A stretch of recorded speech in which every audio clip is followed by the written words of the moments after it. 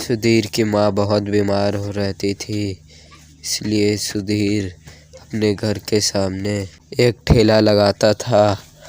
लेकिन उसके पापा बहुत शराब पीते थे। वो जितने भी पैसे कमा के ले जाता उसके पापा छीन के शराब पीने के लिए चले जाते थे, जिससे सुधीर और उसकी माँ अपने पिता से तंग आ गए थे। एक दिन सुधीर अपने घर के बाहर जा रहा होता है, तभी उसे उसका दोस्त सत्य मिलता है। क्या बात है सुधीर, आजकल तुम बहुत परेशान लग रहे हो, सब ठीक तो है ना? कुछ नहीं सत्यम, अब तुम्हें तो पता ही है कि मैं जितने भी पैसे कमाता हूँ वो सब मेरे पापा मुझसे छीन लेते हैं और शराब पीने चले जाते हैं। सुधीर, ओ सुधीर। हाँ पापा। चल सुधीर, अब मुझे पैसे दे, मैं शराब पीने जा रहा हूँ, जल्दी दे मेरे को पैसे। पापा, आज मेरा एक्सीडेंट हो गया जिसकी वजह से मेरा ठेला टूट गया और मैं आज पैसे नहीं कमा पाया। मैं कुछ नहीं जानता, मुझे पैसे दे। पापा, मेरे पास पैसे नहीं हैं। फिर इसके पापा गुस्से में घर से बाहर चले जाते हैं। थोड़ी देर चलते ही उन्हें उसका दोस्त मिलता है जिसका नाम रमन होता है। महेश, तुम बहुत दिनों बाद दिखे हो, क्या बात है?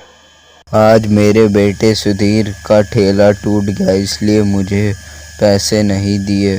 मैं काम ढूंढने आया हूँ ताकि फिर मैं शराब पी सकूँ। वैसे मेरे पास एक साइकिल ठीक करने की दुकान है, अगर तुम चाहो तो वहाँ पर आकर काम कर सकते हो।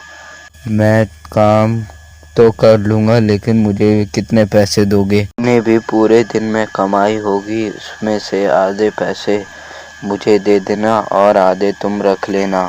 ठीक है, तो फिर मैं कब से आऊँ? कल से ही आ जाना तुम काम पर। फिर अगले दिन मैं इस साइकिल की दुकान पर चला जाता है। वहाँ पूरे दिन साइकिल की दुकान पर रहता है, लेकिन कोई भी ग्राहक नहीं आता। महेश, आज कितने पैसों की कमाई हुई?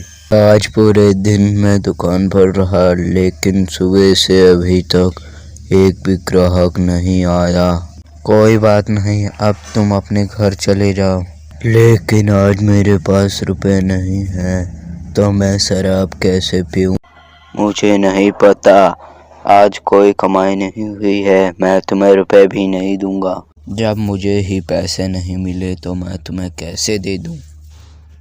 फिर महेश अपने घर जाता है और अपनी पत्नी से बोलता है, जाओ मेरे लिए खाना लेकर आओ, मुझे बहुत तेज भूख लगी है। आज खाने को कुछ नहीं है, सुधीर का ठेला भी टूट गया और आप भी कहीं से पैसे नहीं लाए। पापा, आप टेंशन मत लो, मैं कहीं से काम करके पैसे ले आऊंगा। फिर तुम्हें कहीं जाने की जरूरत नहीं है, मैं कैसे भी करके खाने का इंतजाम कर लूँगा। फिर महेश दोबारा साइकिल की दुकान पर चला जाता है और रमन से बोलता है, अमन, आज मैं रात को भी रुकूंगा, क्या पता कोई ग्राहक आ जाए और साइकिल ठीक करा ले। लेकिन क्यों, तुम अभी तो घर गए हुए थे, फिर वापस क्यों आ गए? मेरे घर पे खाने के लिए कुछ भी नहीं है। तुम काम तो कर सकते हो, लेकिन मैं इसके लिए तुम्हें अलग से पैसे नहीं दूंगा।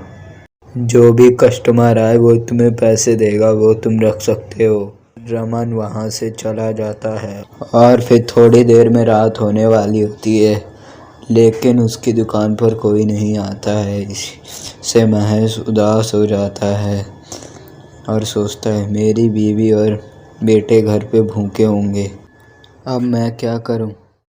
फिर उसके पास एक आदमी आता है, महेश से बोलता है, सुनो, मेरी गाड़ी ख़राब हो गई है, क्या तुम उसे ठीक कर दोगे?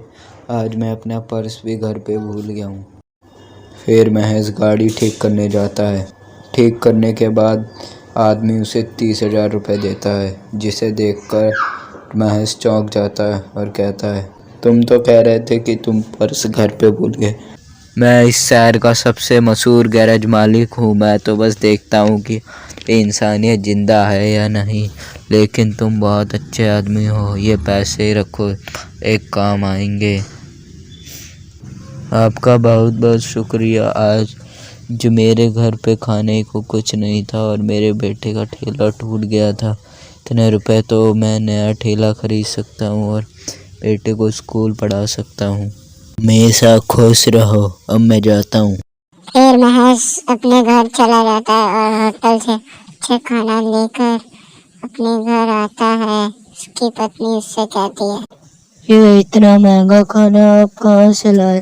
फिर महेश उसे पूरी बात बताता है और कहता है, अब मैं सुधीर का एडमिशन भी कराऊंगा।